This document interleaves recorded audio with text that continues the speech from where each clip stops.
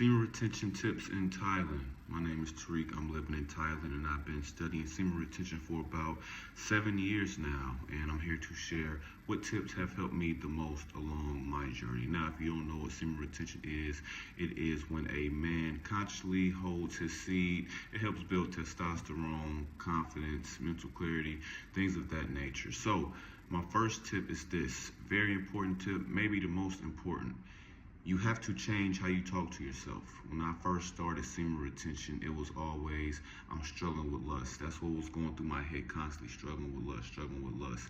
And what I had to learn to do is change the conversation I have with myself. So instead of saying I struggle with lust, now I say I overcame lust, even if I haven't yet, even if I haven't done it completely. That's what I was telling myself. I was reprogramming myself to believe that I'm not a man that's dealing with lust. I'm a man that's overcome lust, because what you have to do is you have to change how you see yourself. You're not trying to change a habit. You're trying to change how you see yourself. That in return will help you change that habit, which brings me to my next point.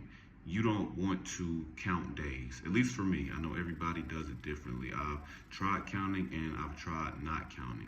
I found it more beneficial to not count days, because you are associating yourself with somebody who doesn't do it at all, right? I noticed when I was counting days, trying to get to 80 days, trying to get 100 days, I would do it, and then after the 80 days or set amount days I was reaching for, I would fall right back into that habit, because all I was doing was putting off the habit, right? When I stopped counting and I started seeing myself as somebody who doesn't struggle with lust, that's when my habits started to change. That's when I wasn't just simply holding off on a habit. I was actually changing my habits and changing my routine. So that is my tip for now. I got a whole bunch of tips, but an important tip is change the way you talk to yourself. Don't constantly keep telling yourself, man, I struggle with lust.